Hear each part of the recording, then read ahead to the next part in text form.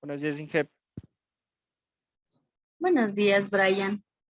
¿Cómo está? Esperémosle a Edison y empezamos. Sí.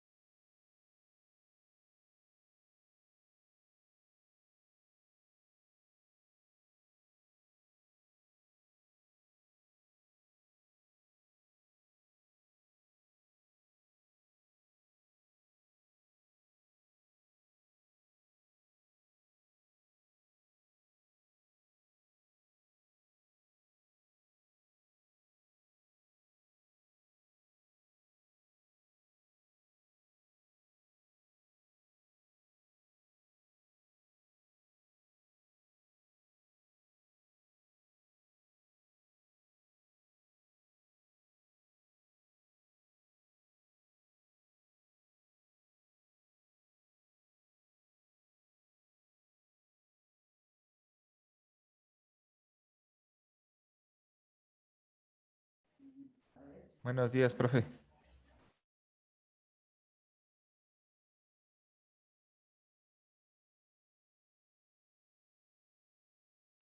Buenos días, Edison. Mi compañero dice que ya entra, que está prendiendo la compu, dice. Allá iba a decir qué pasó, ya se salió el señor Maicito, entre el uno se sale el otro, por turnos. Esperémosle ya un ratito hasta que ingrese.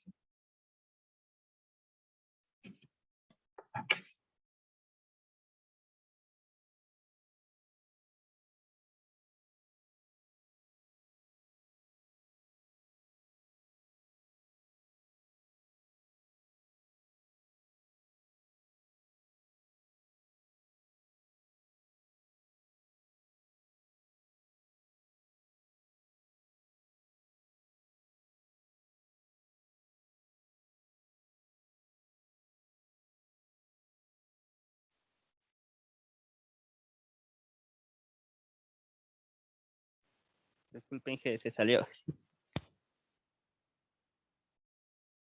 Tranquilo, sí me dijo Edison que creo que tuvo usted una dificultad técnica, me imagino.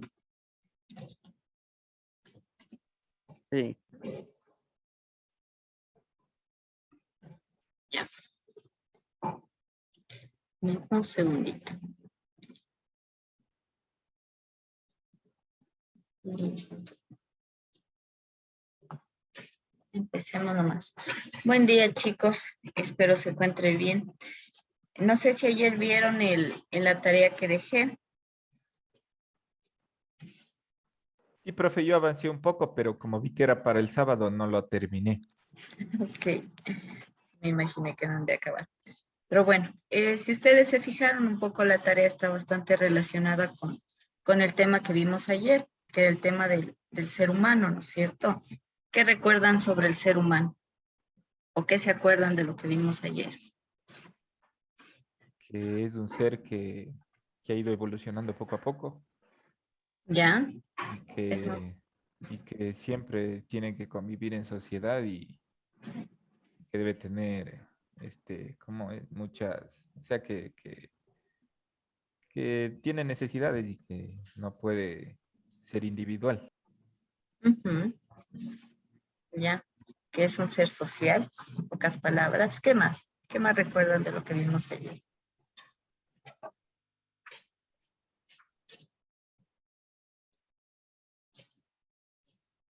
¿Qué dice señor No, Mason?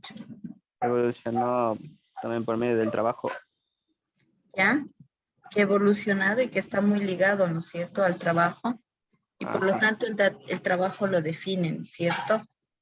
sí. Perfecto. Y entonces un poco eso es en resumen lo que vimos, porque explicamos otras cosas también. Igual la tarea que ustedes tienen, que es hasta el día sábado, está relacionada justamente con este tema del ser humano. Había agregado algo distinto, les puse como sopa de letras, crucigramas, y de ahí hacer como unos pequeños ensayos. Eso. Hoy día vamos a continuar como con nuestra clase y claro, este ser humano que nosotros habíamos estado analizando está muy relacionado o tiene mucho que ver con el tema que vamos a desarrollar el día de hoy. Voy a compartir, déjenme ver, creo que me salí de donde está. No. Sí, con el tema que vamos a avanzar el día de hoy, que son la ética y la moral. Antes de pasar a la explicación, ¿qué creen o qué entienden ustedes que son justamente estos términos, ética y moral? ¿Qué piensan o qué han oído? La ética creo que es seguir un conjunto de normas que están establecidas y no romperlas. ¿Ya? ¿Y la moral? Y la moral, ¿qué sería? Chuta. Tengo la idea, pero no me salen las palabras. ¿Qué nos dice Brian? He escuchado, pero yo no me acuerdo de qué era la mora. Escuchado, pero no. Claro que todo el tiempo, ¿no es cierto? Nos hablan de ética, nos hablan de moral. Ahora otra cosa es como entenderlas en sí, a estos dos términos. Sí, muchas veces también pasa en nuestro entorno que confunden, ¿no es cierto? Ética con moral o piensan que son igualitas o que son los mismos términos y no es así. No sé por qué mi teclado me está escribiendo las O's y me faltan algunas O en algunos lados y eso que eh, ya le revisé. Si ven, me faltan las O's de aquí, me faltan las O's de acá. No me está cogiendo bonito la O, ¿qué será? El teclado ha de ser, ¿no? Bueno, después ya les pongo. Eh, bueno, entonces son dos términos distintos, como les decía, no son lo mismo, ¿sí? Pero a la par estos van como de alguna forma desarrollándose y vienen a ser como un producto de un proceso histórico.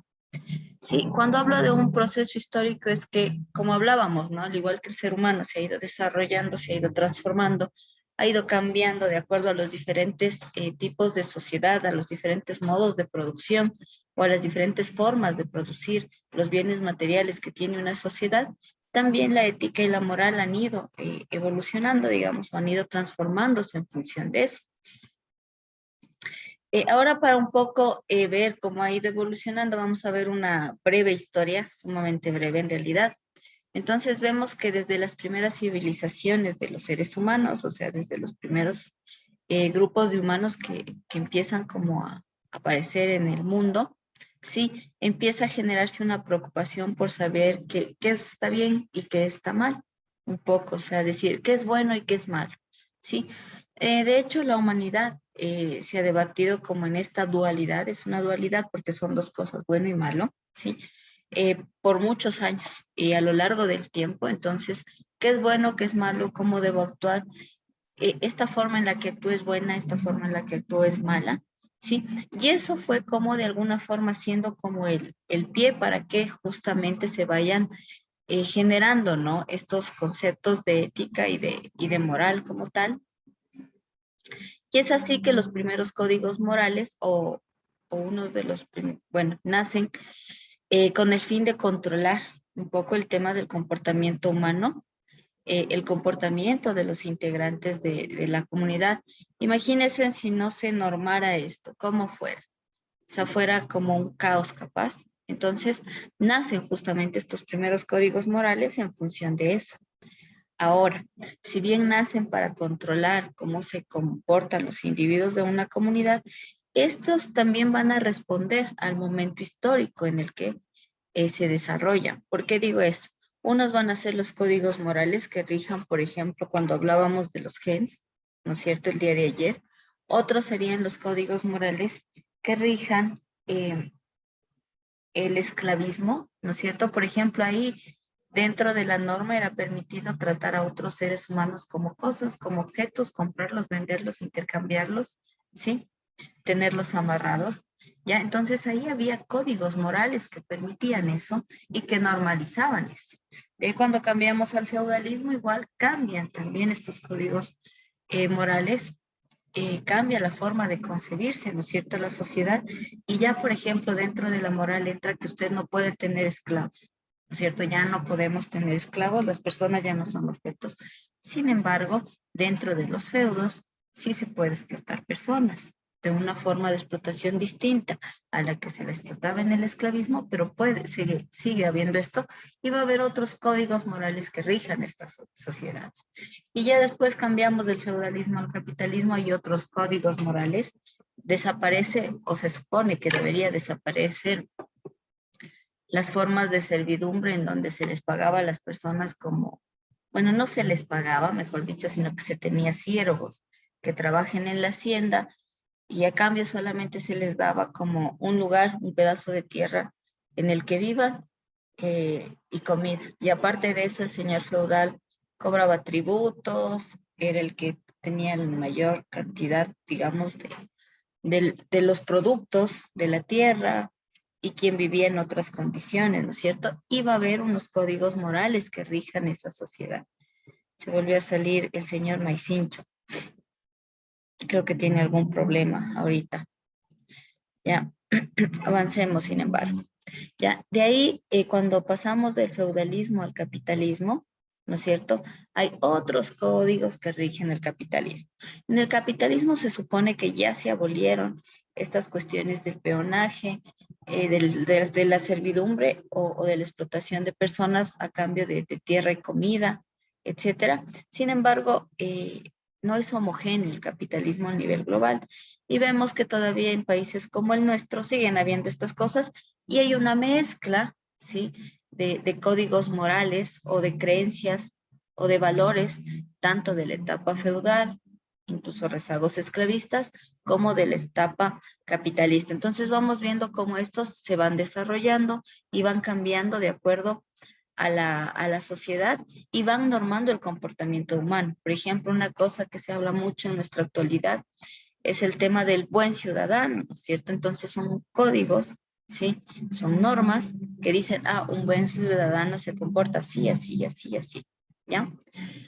Por un lado, ya un poco para explicar por qué viene como de alguna forma de este proceso histórico eh, y por qué es diferente la forma de controlar el comportamiento humano de un tipo de sociedad a otra.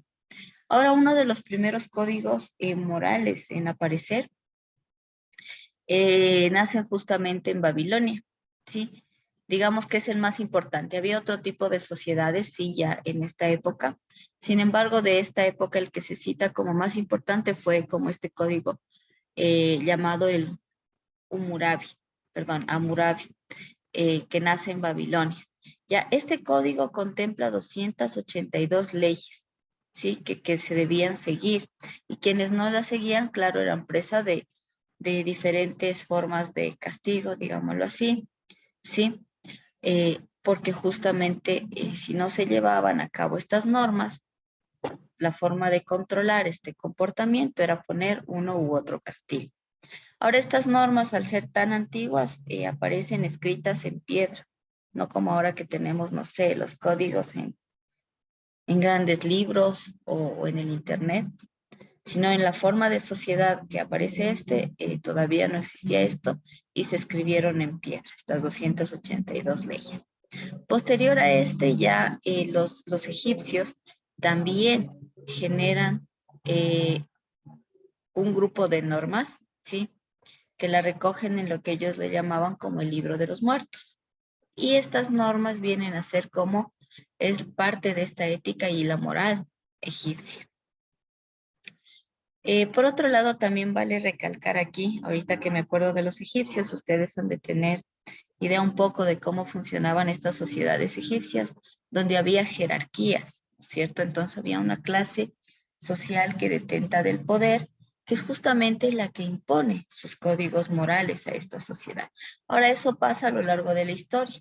Los códigos morales responden a la clase dominante, a la clase que se encuentra en el poder, tanto económico como político, ¿sí? Y no es diferente en la actualidad. En la actualidad también estos códigos responden a un sistema capitalista. Y claro, este sistema capitalista tiene clases sociales, o bueno, tiene clases. Están por un lado los burgueses o la burguesía, y por otro lado están la clase trabajadora, o como la definen ya un poco más cuando se hace estudio de capitalismo, el proletariado. Ahora vemos que no es homogéneo tampoco esta clase. El proletariado quiere decir la clase, el obrero, ¿ya? Ahora en nuestro país no podemos hablar de que haya gran masa obrera, porque es un país que no tiene tampoco una gran cantidad de industria. Y aquí podemos ver como clase trabajadora agricultores, trabajadores ambulantes, pequeños comerciantes.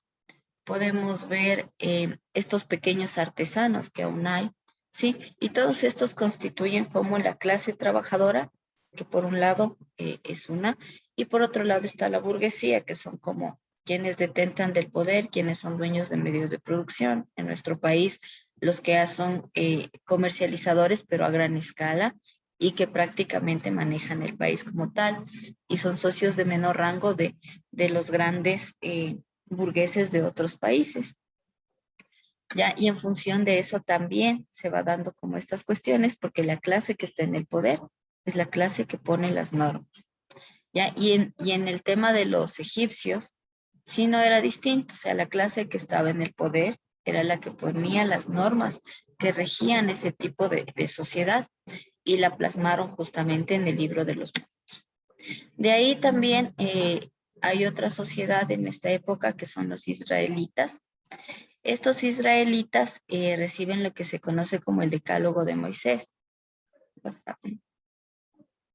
Se salieron.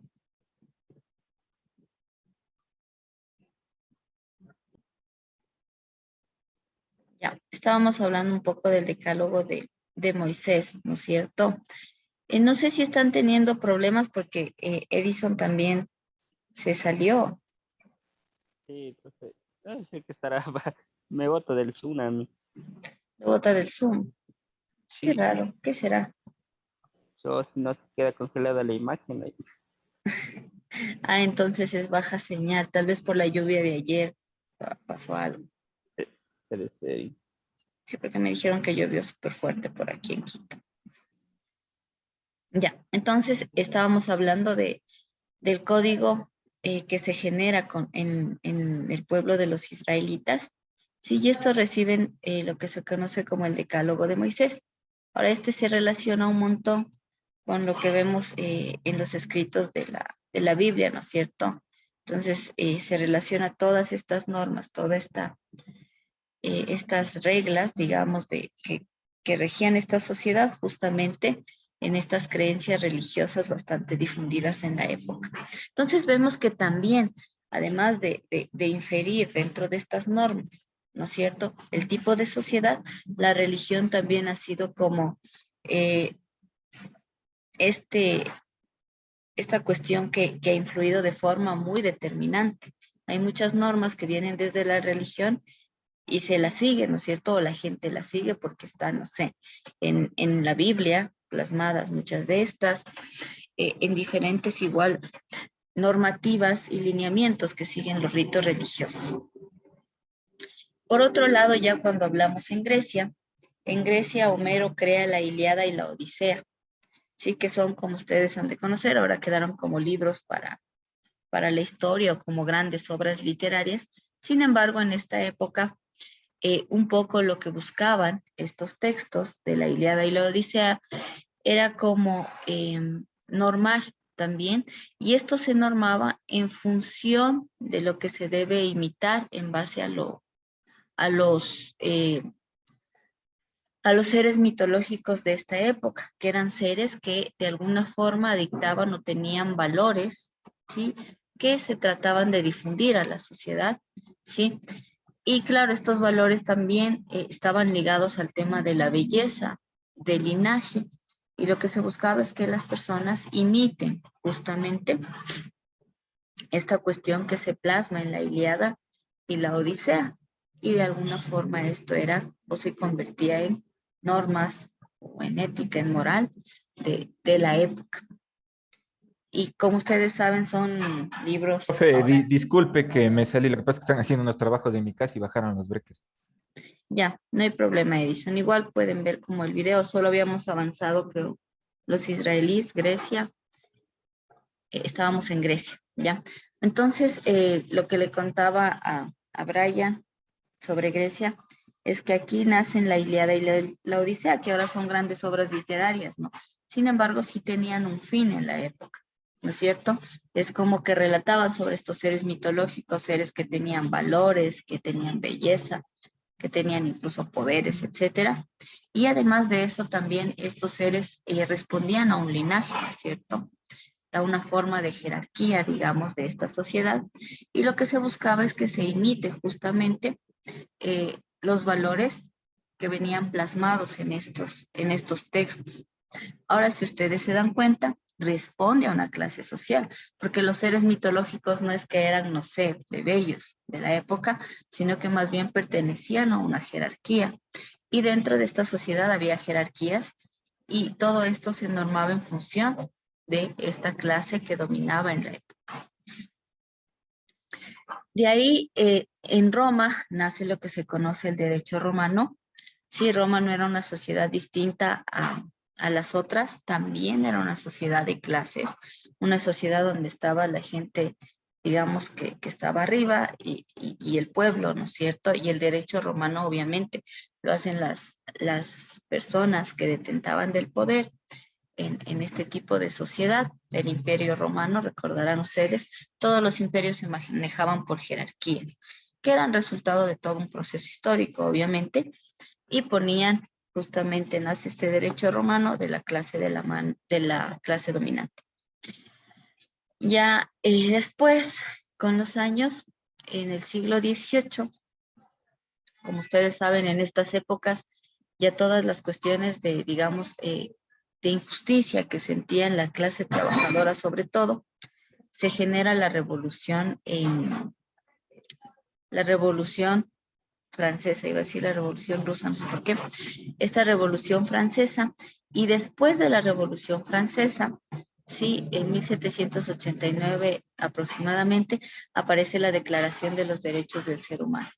Antes de esto no había justamente estos derechos humanos, y justamente es por eso que la gente se subleva y se da esta revolución, ¿no es cierto? Y la revolución tenía como un lema, eh, liberté, igualité y fraternité, libertad, igualdad y fraternidad, porque lo que buscaban las clases que estaban oprimidas es, por un lado, tener libertad, no tenían ni siquiera libertad de opinión ni de decisión eh, sobre sus vidas, pero sobre otra cosa, buscan igualdad. Ahora, esta parte de la igualdad es bastante importante porque justamente está criticando estas jerarquías que había en las sociedades antiguas, ¿no es cierto? Entonces dicen, no, pues somos seres humanos y por lo tanto todos somos iguales. Dentro de esta revolución vale recalcar también el papel que tuvieron las mujeres, y las mujeres también reclamaban una igualdad de derechos eh, frente a los hombres, porque como ustedes saben, hablábamos el día de ayer, ¿no es cierto? El patriarcado viene desde hace miles de años. Entonces eso generaba desigualdades también, desigualdad de salarios, desigualdad de carga laboral, violencia dentro de los trabajos. Todo esto se daba también en estas sociedades. Digamos, ¿por qué? Por ejemplo, ahí en estas sociedades las personas, por un lado, la clase trabajadora trabajaba más de 8 horas. O sea, las 8 horas se consiguieron con lucha, ¿no es cierto? Y eso tenemos en la actualidad, pero en ese entonces no era así. Más de 8 horas, 12, 14 horas, y las mujeres igual trabajaban de esa manera, e incluso niños trabajaban en las fábricas en esas condiciones, entonces se buscaba igualdad, ¿no? Para todos. A pesar de que hombres y mujeres trabajaban, digamos, eh, de alguna forma la misma carga horaria, muchas veces las mujeres más. Sin embargo, lo que recibían por pago las mujeres era mucho menor con relación al de los hombres. Y por eso es que las mujeres se organizaron también en esta Revolución Francesa, tuvieron un papel importante. Sin embargo, digamos, hubo una especie de, no sé cómo llamarlo, como traición, porque cuando ya se reconoce como los derechos de los trabajadores, a las mujeres no se les cambia algunas condiciones y siguen estando en esta etapa o como subordinadas hacia los hombres. Y claro, estos derechos humanos se fundamentan, ¿no es cierto? Libertad, igualdad y también el de la fraternidad. ¿Por qué pedían fraternidad? Porque había, digamos, muchas, digamos, guerras, mucha disparidad, y eso generaba conflictos y no permitía que la gente pueda vivir en paz. Entonces también se reclama como fraternidad, hermandad entre los seres humanos. Y bueno, a partir de esto, o después de esta revolución o de esta cuestión que fue sumamente fuerte porque transformó el mundo, aparece la primera declaración de los derechos, de los derechos humanos y de los derechos humanos y del ciudadano. Ahora el ciudadano también es un resultado de un proceso histórico, ¿sí? El ciudadano nace cuando nacen las ciudades, ¿sí? Las ciudades como tal, porque antes de eso no había, o sea, hubieron épocas de nuestra humanidad donde no existían las ciudades como las concebimos en la actualidad, sino que se generan justamente para controlar de mejor manera a las personas que habitan el territorio, para distribuir, ¿no es cierto?, tanto producción como personas en el territorio. Y ahí nace el término ciudadano. Y ciudadano justamente es una categoría que se crea para decirnos, ah, bueno, un ciudadano es esto, se debe comportar así, debe seguir estas normas. Y claro, está el buen ciudadano que es así, así, así, así, y no se puede salir de eso, ¿ya? Y bueno, ahora esta declaración de los derechos del ser humano se conocen como los derechos humanos, que son difundidos a lo largo del globo, pero ahí sí podríamos hacer muchas críticas sobre el tema de derechos humanos, porque claro, hay derechos humanos en ciertos territorios, en otros no. Se juzga ciertas cosas, en otras no. No sé si han visto lo que está pasando, por ejemplo, en Afganistán. Cuando hablamos de derechos humanos en Afganistán es una cosa brutal, brutal, porque claro, si eres hombre tienes cosas de todo tipo de derechos, pero si eres mujer, o sea, no tienes derecho ni siquiera a opinar, ¿sí? Entonces, ¿de qué derechos humanos hablamos, por ejemplo, en estos territorios?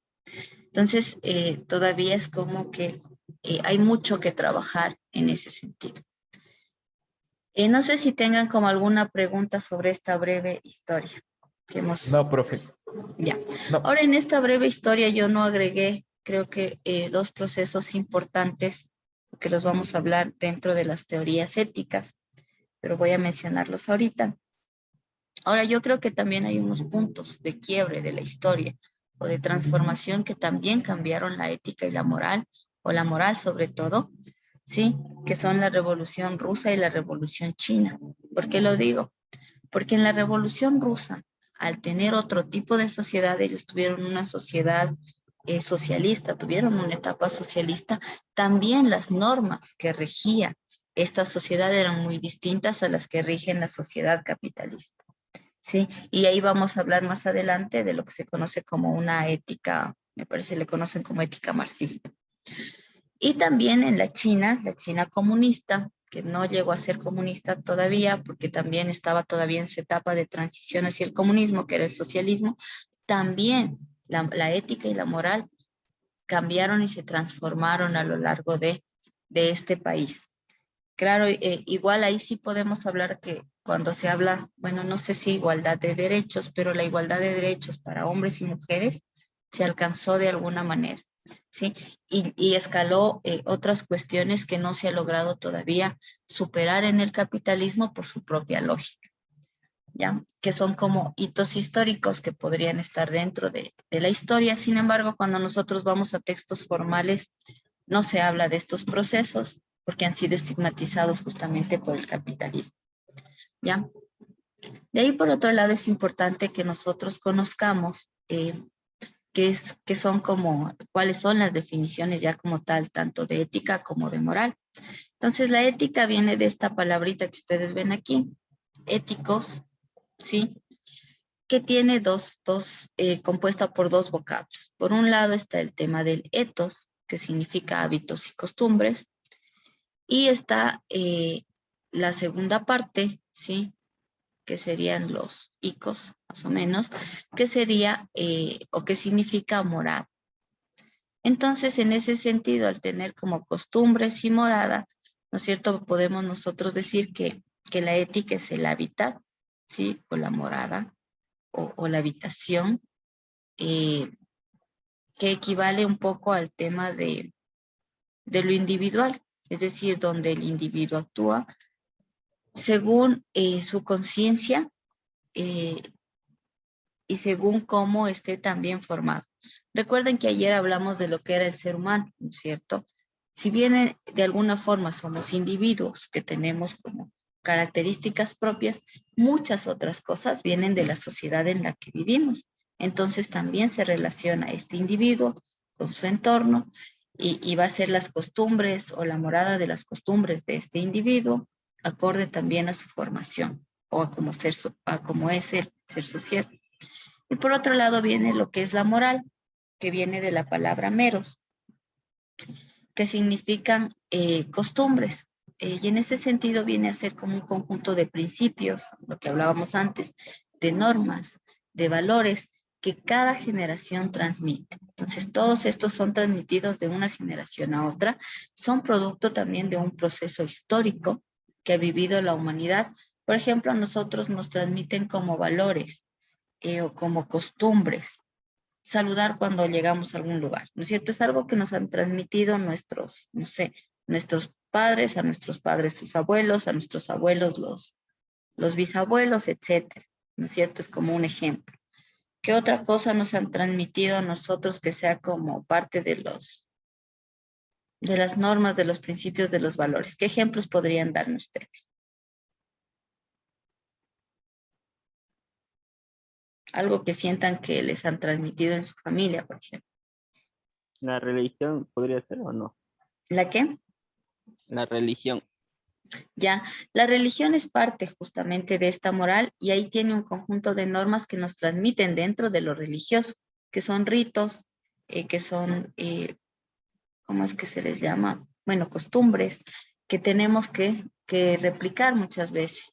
¿Qué, por ejemplo, en la religión le han transmitido a usted? Dentro de la religión, un ejemplo. Ah,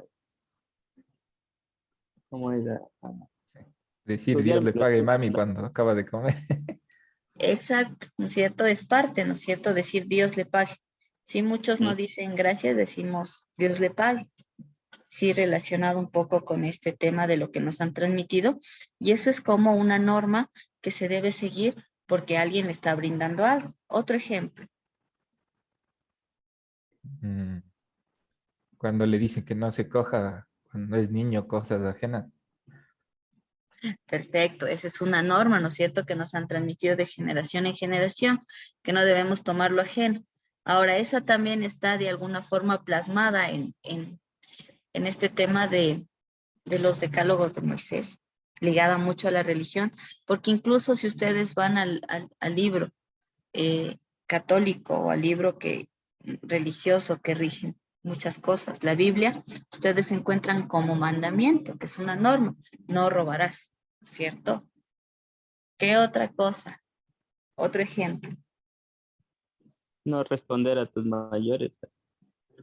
Ya, esa es otra norma, ¿no es cierto? O es una regla que se debe seguir, que no podemos o no se debe responder a los mayores en el sentido de cuando le dicen algo, usted no tiene por qué contradecirlos por poco, ¿no es cierto? Ya, perfecto. Otra,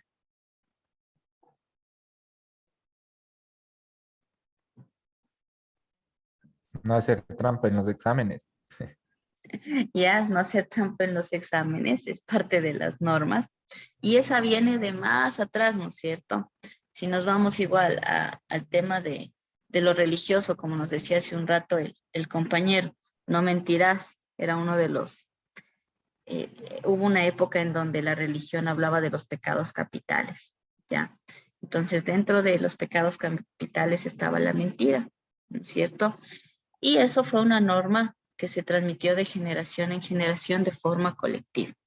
¿Por qué es importante identificar que esto es de forma colectiva? Porque la moral viene justamente a ser parte de o es asumida del entorno social, de lo cultural, de lo colectivo, mientras que la ética se toma como parte más de lo individual, que es como yo procedo como individuo, ¿sí? ¿Qué tengo dentro de mis códigos éticos como individuo? ¿Sí? De alguna forma. Hasta ahí, alguna duda que tengan o algún comentario que quieran hacer. No, profe. No hay Ya, que, se ve si tienen igual dudas y algo no me entienden, díganme más. Y a veces me embala y me gusta hablar mucho también. Estas son materias más para hablar, no es como mate que hacemos full cálculos, ¿no? Entonces podemos conversar. Igual si conocen algo así sobre este tema, vayan nomás aportando. Ya. Ahora también ligado a este tema de la ética y a toda esta evolución histórica que ha tenido, está el tema de las teorías éticas. Estas teorías éticas fueron elaboradas por varios filósofos a lo largo de la historia de la humanidad, quienes pensaban, ¿no? ¿Qué está pasando? ¿Cómo podemos normar? ¿Cómo esto puede funcionar mejor? ¿Qué es bueno? ¿Qué es malo? Siempre bajo esa dualidad. Y se empiezan a generar varias teorías. Entonces, una de estas teorías éticas, o como la primera que vamos a ver nosotros, es la ética de virtudes. ¿Sí? Esta ética de virtudes se habla un poco de que se alcanza a través de la práctica de las virtudes. Cuando una persona es virtuosa o no, por ejemplo, ¿no es cierto? Estas virtudes pueden ser la justicia, la fortaleza, la templanza, el ser verídicos, el no mentir. Ahora en la actualidad casi no se habla mucho de virtudes en ese sentido, pero no sé si ustedes han visto, no sé, alguna cuestión que venga o que esté más como en la etapa feudal. Se hablaba mucho de la virtud, incluso se hablaba de la mujer virtuosa, ¿no? Generando esta dualidad entre mujer virtuosa y mujer no virtuosa. Sí, y como ustedes ven, es como cuando hablo de dualidad, que hay dos.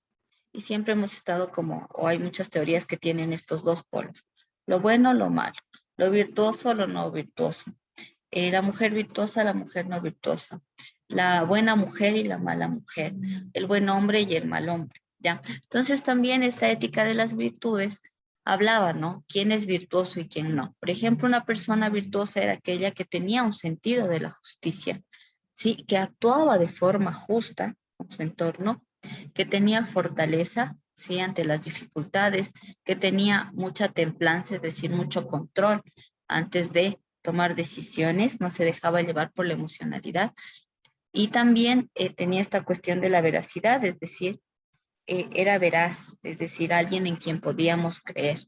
Eso era una persona virtuosa.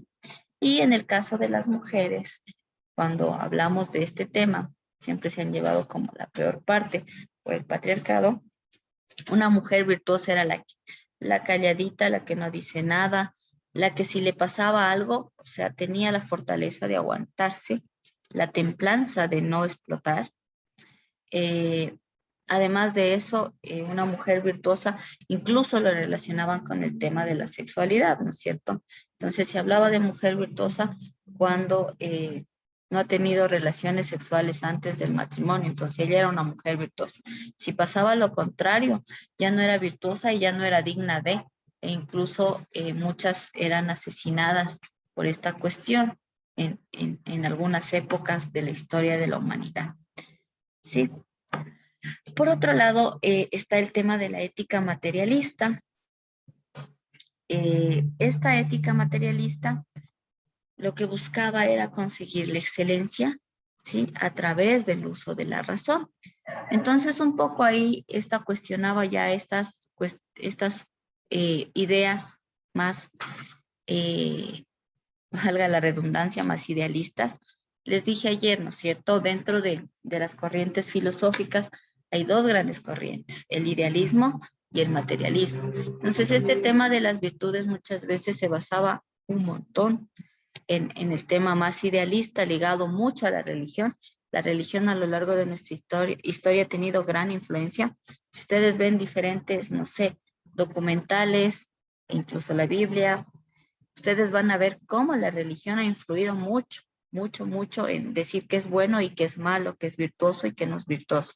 La mujer virtuosa es como María y la que no es virtuosa es como María Magdalena, ¿no es cierto? Y generan esta dualidad incluso dentro de la religión. Ahora, la ética materialista busca decir, no, no todo viene solo del mundo ideal o de las ideas, hay que ser un poco más racionales, ¿no es cierto? Entonces, usemos la razón para definir, ¿no es cierto?, estas normas que rigen la sociedad, ¿sí? O estas normas que me rigen a mí como individuo. Y justamente un poco hacen la crítica a este idealismo que nace más bien de la idea de lo bueno y lo malo, del cielo y la tierra, del cielo y el infierno, etcétera. Y dicen, no, pues basémonos en lo material, de alguna forma, en lo que vemos, qué es justo y qué no es justo para unos y para otros, qué nos hace bien, qué nos hace mal, ¿ya?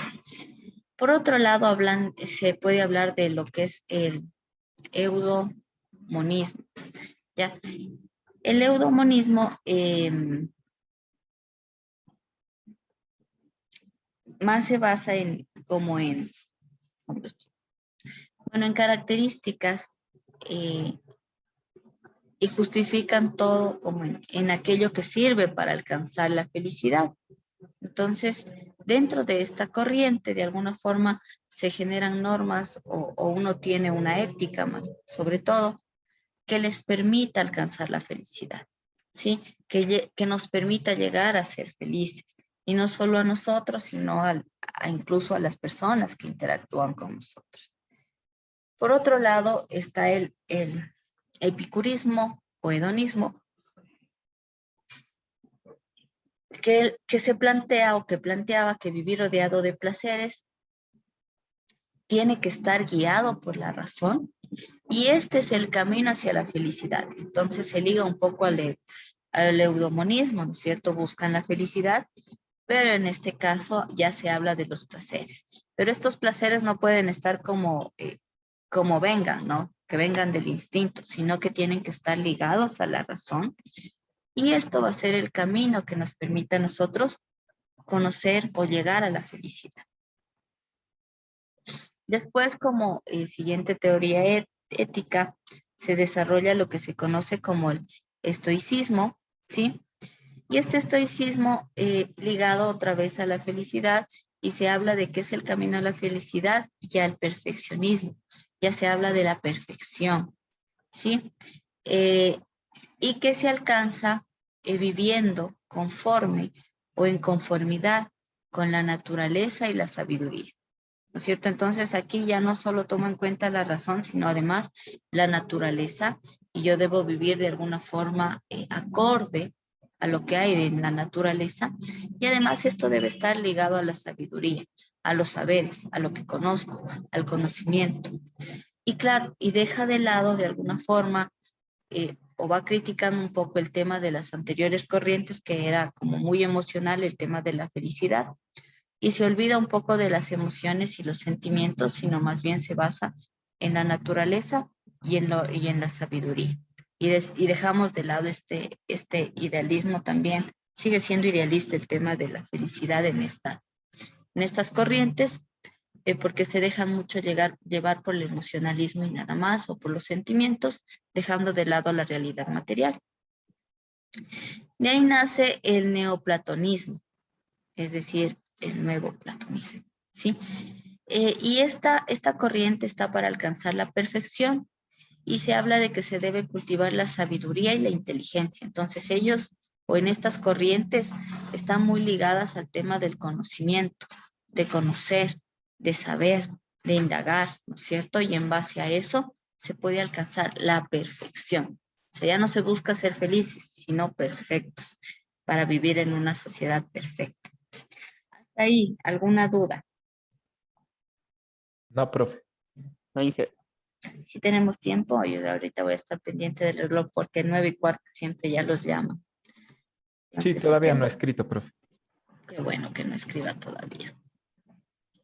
Y bueno, aquí está como otra diapositiva que sigue hablando de este tema de las teorías éticas. Por otro lado, ya también se desarrolla o está la teoría ética escolástica. Sí, ¿qué más está ligada a la filosofía cristiana? Como hablábamos hace un momento, el tema de la religión ha sido algo que existe hace muchos años y que viene con los seres humanos. ¿Sí? Si bien digamos, la dominante ha sido esta cuestión cristiana, ¿cierto? Ha sido la que domina hasta la actualidad. Antes de esto existía un montón de religiones también, ¿sí? La cristiana se basa en un solo Dios, ¿no es cierto? Es monoteísta. Mientras que sí había otras como la romana que eran politeístas, ¿ya? Sin embargo, al conquistar el Imperio Romano, justamente estos grupos que tenían como parte de sus creencias la filosofía cristiana, entonces se pasa como también a una fusión entre lo politeísta y lo monoteísta. Se habla de un Dios, pero aparecen como todos estos santos que hay, la Virgen, que son tomados justamente de digamos, de las costumbres romanas. No sé por qué me fui a eso, pero bueno. Ya, entonces, esta filosofía cristiana de San Agustín, especialmente, sostiene que los seres humanos o que el hombre siempre ha sido como muy androgénica nuestra sociedad, no se habla del ser humano, sino del hombre, ¿sí? Es hijo de Dios y es la fuerza de toda la verdad. Entonces, cuando hablamos que el ser humano es hijo de Dios, entonces tiene que seguir las normas, ¿sí? Reglamentadas o dictaminadas por Dios. ¿Y estas en dónde están plasmadas? En los libros, ¿no es cierto? Que son los libros que vienen desde Dios. Entonces, este libro que viene de Dios, porque iluminó a unos seres humanos, es la Biblia. Entonces, justamente ahí nos dicen, ¿no es cierto?, que los seres humanos, bueno, el hombre en realidad es hijo de Dios y la mujer sale de la costilla del hombre. Y estas ideas o estas normas plasmadas en estos libros son la verdad absoluta y nadie las puede refutar, porque Dios es omnipotente, omnipresente, y por lo tanto lo que Él diga o lo que haya dictaminado en estos libros plasmados por los hombres es la verdad. Después Kant genera una cuestión distinta y se habla de la ética kantiana, ¿sí? Y él manifestó que el ser humano es el centro de la reflexión. Entonces nosotros, como humanos, como individuos, podemos reflexionar de lo que pasa en nuestro entorno y podemos crear, ¿no?, una serie de etos, es decir, una serie de creencias para vivir de mejor manera en la sociedad. De ahí se habla de una corriente que se conoce como el utilitarismo, ¿sí? Que también se denomina como la moral del bienestar. Y para esta corriente ética o esta teoría ética, la conducta humana, debe girar solamente en el interés.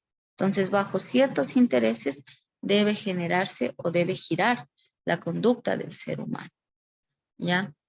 Los intereses obviamente van a ser los intereses que tenga una sociedad en sí, y los intereses de una sociedad responden a la clase dominante del momento histórico. Por otro lado está la ética del superhombre, ¿ya? Esta es otra cuestión. Entonces, en esta ética del superhombre, que nace como un poco de las corrientes más idealistas, se habla de que el camino a la felicidad es un hombre todopoderoso, un hombre fuerte, poderoso, un superhombre, que sabemos que en la práctica no existe, ¿no es cierto? No hay un superhombre o una supermujer. Y, y este superhombre que plantean dentro de esta ética es este hombre que puede hacer todo lo que sirva para sus fines, todo, cualquier cosa, no importa lo que sea, ¿ya? Ahora de esta ética del superhombre, cuando uno lee libros del Marqués de Sade, sobre todo, puede encontrar bastantes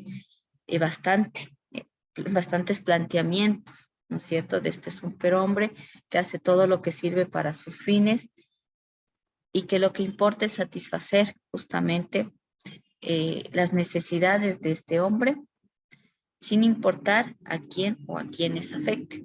¿Sí? Es bien cuestionable esta ética para mí. Y ahí se habla de la ética marxista, que va de la mano o de las teorías marxistas desarrolladas por Marx, justamente, quien hace un estudio ya, es un poco ya en la etapa moderna, porque él hace un estudio de la sociedad ya capitalista. Sí, sí. Y en esta ética marxista se considera que la praxis, cuando hablo de praxis, es la práctica, sí, la producción, el trabajo y el proceso histórico son los indicadores de la verdad y de la bondad moral, y nace también de la mano de esta ética marxista, lo que se conoce como la moral marxista, que se enfoca más ya en la lucha. A ver, ¿qué quiero decir con esto? Cuando Marx habla de la praxis, él habla de la práctica.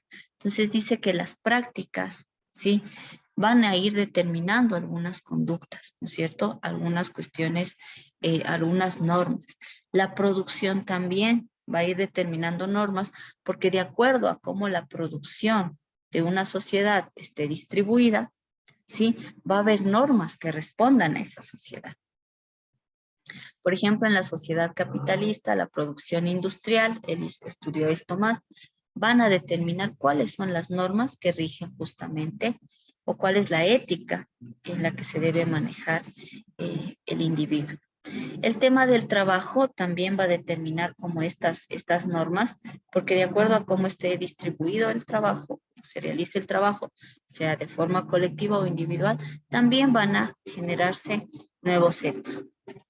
Y el tema de la eficacia histórica, lo llamaría yo más bien como el proceso histórico, es sumamente importante para Marx. Marx desarrolla lo que se conoce como el materialismo histórico, en donde él determina que todas las sociedades o que la historia de la sociedad está construida bajo la lucha de clases. ¿Por qué dice eso? Porque a partir de que aparecen clases sociales, ha habido una lucha entre las clases que detentan del poder y las clases dominadas. Mientras las unas buscan más riqueza y más poder, las otras buscan mejorar sus condiciones de vida y por eso es que se dan procesos de transformación. Por ejemplo, en la etapa esclavista estaban los señores esclavistas y los esclavos. Entonces los esclavos luchaban contra los esclavistas o lucharon en un punto de la historia para cambiar sus condiciones de opresión, de ser objetos vendidos, comprados, maltratados, encadenados, y se da una lucha, y es una lucha fuerte, ¿no es cierto?, entre estas dos clases, es una lucha antagónica, que lo que hace al final es que se derribe esta sociedad esclavista y se establezca una ética diferente, y ¡pum!, nace el feudalismo. El feudalismo seguía siendo muy injusto, entonces los siervos o esta clase oprimida lucha contra los feudales, ¿sí? Y ahí nace la burguesía. La burguesía nace en esta etapa para luchar y derribar a los terratenientes. Entonces esta burguesía que viene a estar ahora en el poder crea una ética diferente también en base al nuevo tipo de sociedad que es el capitalismo. Y en el capitalismo sigue habiendo lucha de clases, dice Marx, porque están los proletariados o los obreros o la clase trabajadora y está la burguesía. Y aquí se dan otras normas, ¿sí? Se dan otros lineamientos del comportamiento humano, otra moral, ¿sí? Y sigue habiendo lucha de clases. Mientras los burgueses luchan por ser más ricos, la clase trabajadora lucha por un mejor salario, por mejores condiciones de vida, por educación gratuita, un montón de cosas, ¿no es cierto? Y sigue habiendo esta lucha. Sí, todavía no se ha logrado derribar del poder o no se ha eliminado el capitalismo como ha pasado en los otros estadios de la sociedad, pero existe esa lucha y con eso viene otro tipo de moral y otro tipo de ética. Y se habla de una moral marxista cuando ya se habla de una sociedad diferente. O sea, Marx marca como esta lucha de clases como parte de este proceso histórico. Sin embargo, él plantea que se puede generar otra sociedad, ¿no es cierto? Entonces se puede generar una sociedad comunista en donde desaparezcan las clases y también desaparece esta lucha de clases y se pueda dar una moral marxista basada en otro tipo de valores, en otro tipo de normas y lineamientos que rijan esa sociedad. Ya, ejemplo de eso, como les decía, está como lo que se dio en la URSS, ¿no es cierto? La Revolución Rusa dio un cambio de paradigma en esta sociedad, dio un cambio también de creencias, de etos, de valores, de moral, y se hablaba de una moral comunista o una moral marxista, que tenía lineamientos sumamente diferentes, ¿sí? Y que respondía igual al tipo de sociedad que se estaba generando. Como les dije, la URSS no llegó al comunismo aún, no se sabe, no hay una experiencia que se diga, ah, no, el comunismo es así, no hay todavía. Estaba en la etapa de transición, que es el socialismo, y la clase que detentaba del poder era la clase trabajadora. Es decir, los obreros eran quienes tenían el poder, es decir, los obreros que eran los que tenían o los que producen la riqueza estaban en el poder y en función de eso también se fueron dando diferentes normas en este tipo de sociedad. De ahí se habla de la ética de los valores y esta ética de los valores más ligada también al idealismo. La ética marxista es más materialista, ¿no es cierto? Es materialista en sí. Y la ética, en cambio, de los valores viene a estar ligada más a las corrientes idealistas. Y aquí se habla de que los valores se plasman en los ideales de perfección, ¿sí? Y que esta perfección o a esta perfección puede llegar el ser humano de forma intuitiva. Y esto lo puede poner en práctica por medio de la praxis. Está por otro lado la ética de la liberación. Esta ética de la liberación nace, ¿no? Justamente a partir de las condiciones materiales en las que vivían muchas personas de pobreza y de marginalidad, y que impiden que los individuos y los pueblos sean sujetos de transformación, por un lado, o también incluso impide que los individuos sean como sujetos, ¿sí? Y tomen decisiones y sean parte de. Entonces nace como esta ética de la liberación, porque justamente estos individuos que vivían en la pobreza y en la marginalidad buscan transformar esa realidad. De ahí otras corrientes como la ética comunicativa o dialógica, ¿sí? Habla más de sociedades pluralistas y democráticas, que nace un poco el tema de o se asienta o hacen más acento en lo que es la democracia, y se plantea que el único camino para que la sociedad en todo caso sea más justa o para generar una ética adecuada es el diálogo. Sí, entonces, por medio del diálogo nosotros vamos a cambiar esto. Entonces, la democracia es eso, ¿no? Entonces, dialoguemos y vamos a poder tener una ética distinta para una sociedad diferente. Ahora, este tema de la democracia es importante entenderlo porque la democracia es una dictadura de clase. ¿Qué quiere decir? Que las personas que tienen como de alguna forma la mayoría son las que dictan las normas que rigen esa sociedad, ¿no es cierto? Entonces, de alguna forma es una dictadura de una clase sobre otra. Por otro lado está la ética de la responsabilidad y solidaria, ¿ya? Entonces, si ustedes ven aquí ya se habla de dos, que serían como, no sé, valores, ¿sí? Que vemos como valores en nuestra sociedad. Y esta viene de alguna forma a anteponerse o a contradecir la ética comunicativa y del diálogo, ya que se dice desde aquí que se queda en meros formalismos. O sea, el diálogo solo es como un formalismo y muchas veces no genera cambios, ¿sí? y el diálogo no genera respuestas concretas, entonces hay que pasar a una ética distinta, a una ética más responsable, más solidaria entre los individuos. Y por otro lado está la ética de los pueblos originales. Y esta ética de los pueblos originales lo que busca es una plenitud de la vida, hace énfasis en la familia como parte de la comunidad y busca que todos los seres humanos vivan de forma plena en la sociedad.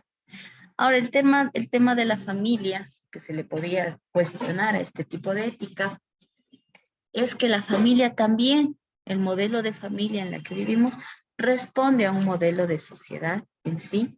Y claro, y dentro de esta familia se van a replicar los valores o los etos que responden a la sociedad en la que fue formada. La familia en la sociedad capitalista conserva muchos valores que sirven, obviamente, a los fines del capitalismo. La familia en el feudalismo hacía lo mismo, tenía muchos valores que servía a los fines del feudalismo. Las familias en el esclavismo, la misma historia. Entonces, vamos viendo cómo muchas de estas manifestaciones de la ética o corrientes de la ética tienen diferentes, primero parten de una corriente filosófica distinta, unas son idealistas, otras son más materialistas, pero también están ligadas como a ciertas clases, muchas de estas responden a una clase social en sí y responden a un modelo o a un momento histórico específico de los seres humanos. No sé si ahí tengan como alguna pregunta, alguna duda. No sé qué hora es. No, No, algún comentario sobre este tema de la ética.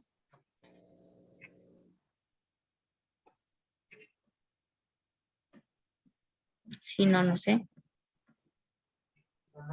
Y... No, profe. No, ya. Entonces, lo que vamos a hacer, la idea era hacer un ejercicio, pero no sé si alcancemos. ¿A qué horas los llaman? Como 9:20, ¿no es cierto? Los llama el Sí, señor de las pasantías. sí, a Sí, veces sabe 9:15, 9:20 a estar escribiendo. sí alcanzamos con, después. No, veamos un video en donde está como un poco esto resumido, mejor, ¿ya? Y después vamos a dejar una especie de, no sé, de análisis crítico. ¿Y dónde está? Creo que voy a volver a compartir lo mismo. No debe estar. A ver, déjeme ver. Es que el video. Y vamos a ver un video que se hecho en la Universidad Central que resume un poco lo que acabamos de ver ahorita.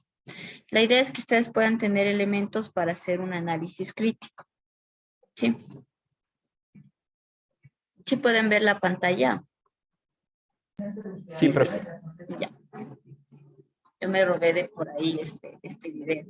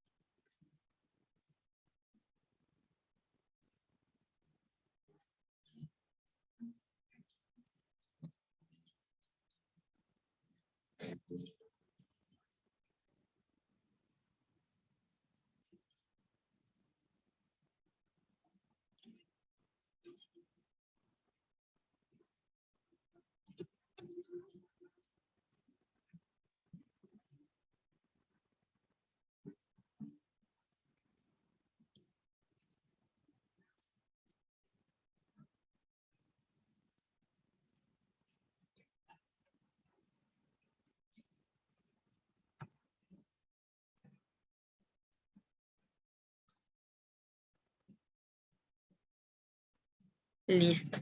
Entonces, un poco era para reforzar lo que hemos hablado sobre el tema de la ética y la idea es hacer como un análisis crítico.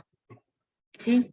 Vamos a hacer el análisis crítico en conjunto para que no se acumulen mucho, porque el otro es individual, el otro debe quedarse. Este análisis crítico lo hacen los dos, los dos en conjunto, digamos. Los compañeros que reciben la clase de forma solamente virtual, es decir, no se conectan a la hora de clases, hacen individual, ¿sí?